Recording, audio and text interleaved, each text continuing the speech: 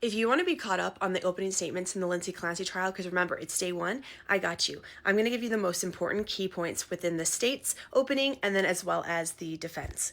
So the state starts off really just like pulling at her heartstrings, saying Cora, who is 5, loves sparkly dresses, princesses, baby dolls, and even convinced her preschool teacher that she was Sophia the First. Then they say Dawson, who's 3, he was just a boy's boy, full of energy, loved trucks, and spoke in a cute little raspy voice. Then Callan, the 8-month-old, had just such a smiley personality and the chunkiest cheeks. The state says, "We are here today because these 3 children are not." They were strangled, and they were strangled with exercise bands. First Dawson, then Cora, and then baby Callan. It pans to Lindsay at this point, and she's clearly wiping away tears. Then the state continues to say to the jury that there's an extensive witness list who knew the family closely, who saw Lindsay on the day of the incident, her demeanor, what she was wearing. You'll hear from firefighters, first responders, medical experts, friends, and family. The state poses the question of what happened. They say January 24th, 2023, it had recently snowed. On the weekdays, Cora and Dawson, the 2 oldest, had preschool, but not on Tuesdays. So this Tuesday, Cora had a doctor's appointment for an annual checkup. The defendant took Cora to the doctor's, and Patrick watched the 2 younger kids. Patrick sent a pic of Dawson dressing himself to Lindsay. They were laughing about it. In the afternoon, Patrick went to the basement to work in his office. Lindsay took Callan down for a nap, and the other 2 kids built a snowman with Lindsay while she sent pics of the snowman to Patrick and to her mother. Patrick described this day as a normal day, even a good day. Later that day, Lindsay Googles Kids Miralax and 3V Restaurant. She opens up her Google Maps to see just how long it would take to get there. She calls CVS because, remember, she went to the doctor's appointment and the doctor had suggested that Cora started to take some Miralax. Then she sends Patrick a text asking if they're okay with getting takeout because she really just does not feel like making dinner.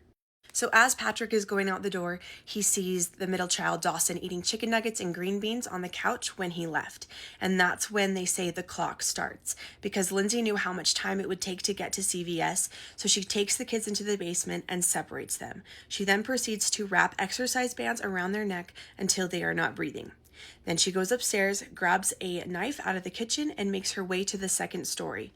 And in the middle of this, she misses a call from Patrick, remember, and she then calls him back for 14 seconds. And nothing in that phone call set off any alarm bells for Patrick. She goes to their master bedroom, locks the door, crushes up some pills, and attempts to take her life. She uses the knife to slash her wrists and her neck. She moves the bed away from the window, and she jumps out and lands on the cold, hard ground. Around 6 p.m. is when Patrick arrives back home. So he enters through the mudroom, and it's quiet, eerily quiet. He calls the kids and Lindsay, and then her cell phone, no answer. So he breaks through the master bedroom, and he sees blood. He makes his way to the backyard where he sees Lindsay moaning and mumbling. So he called 911 responders, and they came immediately, and they attended to the defendant when Patrick says that he needs to find his kids. And so Lindsay had said that they were in the basement, but he's still on the phone with 911 when he discovers his children. And he's screaming that she offed the kids. And then first responders tried to resuscitate the older 2 on the way to the hospital, but there was not much more that they could do. They could not revive them. As far as the little baby Callan, they were able to get a heartbeat, but there was no brain activity, and he died 3 days later in the hospital. Lindsay was transferred to the hospital, and they observed spinal injuries as well as surface injuries with the neck and also her wrists. And this is when the state looks at the jury and says, she is paralyzed. She made claims that she heard a male voice, they said, a voice that she heard for the first time that she never heard again, saying that she had to harm the kids so that she could harm herself. With no direction from this voice, she followed through on that command. Once she offed the children, the voice stopped, they claimed. They say, I ask you to consider the source, the timing, the substance of her statement of this voice. This is not about the Lindsay Clancy that sits before you today. This is about the Lindsay on the day of the incident. This woman was not in psychosis. This woman who acted intentionally to kill.